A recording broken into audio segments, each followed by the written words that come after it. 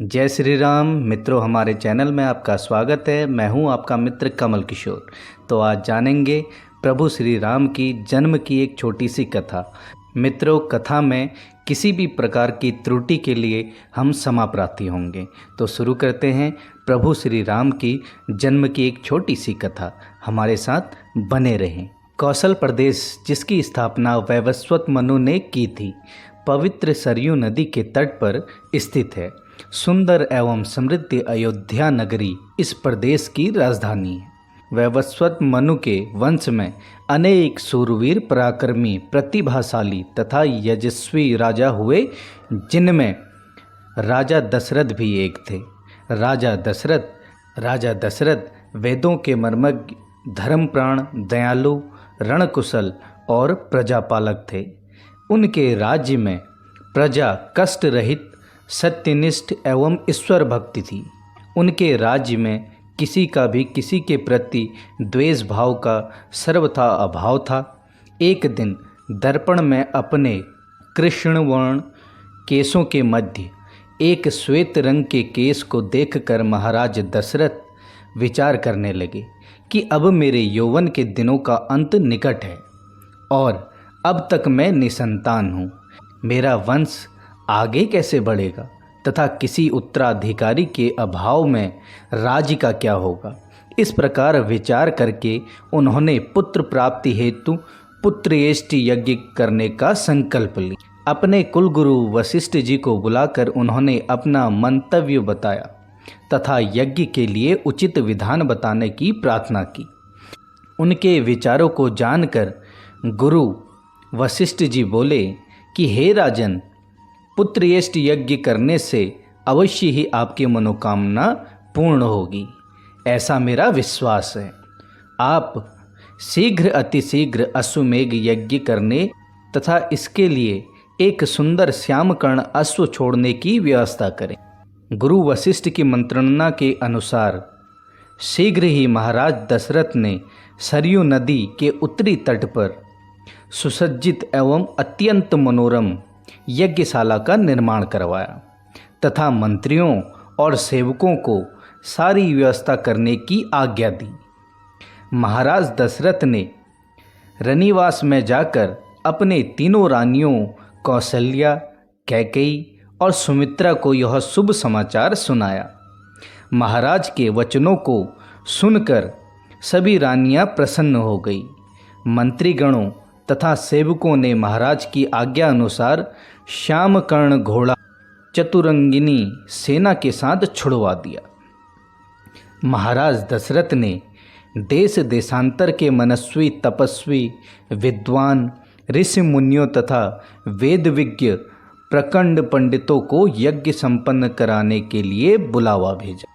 निश्चित समय आने पर समस्त अभ्यागतों के साथ महाराज दशरथ अपने गुरु वशिष्ठ जी तथा अपने परम मित्र अंग देश के अधिपति लोभपाद के जमाता रिंग ऋषि को लेकर यज्ञ मंडप में पधारे। इस प्रकार महान यज्ञ का विधिवत शुभारंभ किया गया।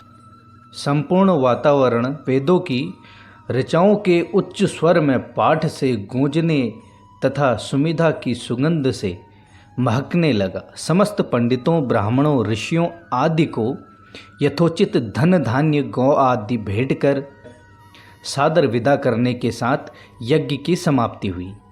राजा दशरथ ने यज्ञ के प्रसाद चरा को अपने महल में ले जाकर अपने तीनों रानियों में विस्तृत कर दिया। प्रसाद ग्रहण करने के परिणाम स्वरूप परमपिता परमात्मा की कृपा से तीनों रानियां गर्भ धारण किया। जब चैत्र मास के शुक्ल पक्ष की नवमी तिथि को पुनर्वसु नक्षत्र में सूर्य, मंगल, शनि और बृहस्पति तथा शुक्र अपने अपने उच्च स्थानों में विराजमान थे। कर्क लगन का उदय होते ही महाराज दशरथ की बड़ी रानी कौशल्या के गर्भ से एक शिशु का जन्म हुआ, जो कि श्यामवर्ण, अत्यंत तेजोमय, परम कांतिवान तथा अद्भुत सौंदर्यशाली था। उस शिशु को देखने वाले ठगे से रह जाते थे। इसके पश्चात शुभ नक्षत्रों तथा शुभ घड़ी में महारानी कैकेयी के एक तथा तीसरी रानी सुमित्रा के 2 तेजस्वी पुत्रों का जन्म हुआ। संपूर्ण राज्य में आनंद मनाया जाने लगा। महाराज के 4 पुत्रों के जन्म के उल्लास में गंधर्व गान करने लगे और अप्सराएं नृत्य करने लगी। देवता अपने विमानों में बैठकर पुष्प वर्षा करने लगी। महाराज ने उन्मुक्त हस्त से राजद्वार पर आए हुए भाटचारण तथा आशीर्वाद देने वाले ब्राह्मणों और याचकों को दान दक्षिणा दी। पुरस्कार में प्रजाजनों को धन्य धान्य तथा दरबारियों को रत्न आभूषण तथा उपाधियां प्रदान की।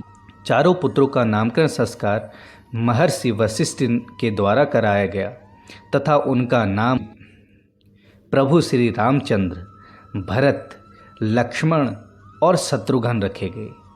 आयु बढ़ने के साथ साथ ही रामचंद्र गुणों में भी अपने भाइयों से आगे बढ़े तथा प्रजा में अत्यंत लोकप्रिय होने लगे। उनमें अत्यंत विलक्षण प्रतिभा थी, जिसके परिणाम अल्पकाल में ही वे समस्त विषयों में पारंगत हो गए। उन्हें सभी प्रकार के अस्त्र शस्त्रों को चलाने तथा हाथी घोड़ों एवं सभी प्रकार के वाहनों की सवारी में उन्हें असाधारण निपुणता प्राप्त हो गई। वे निरंतर माता पिता और गुरुजनों की सेवा में लगे रहते थे। उनका अनुसरण शेष 3 भाई भी करते थे। गुरुजनों के प्रति जितनी श्रद्धा भक्ति इन चारों भाइयों में थी, उतना उनमें परस्पर प्रेम और सौहार्द भी था। महाराज दशरथ का हृदय अपने चारों पुत्रों को देखकर गर्व और आनंद से भर उठता था। मित्रों, यह थी महाराज दशरथ के 4 पुत्रों की जन्म कथा। मित्रों, उम्मीद करता हूँ आपको ये कथा ज़रूर पसंद आई होगी। चैनल को शेयर और सब्सक्राइब जरूर करें। हम आपसे मिलेंगे अगले अध्याय में। धन्यवाद। प्रभु श्री रामचंद्र की जय।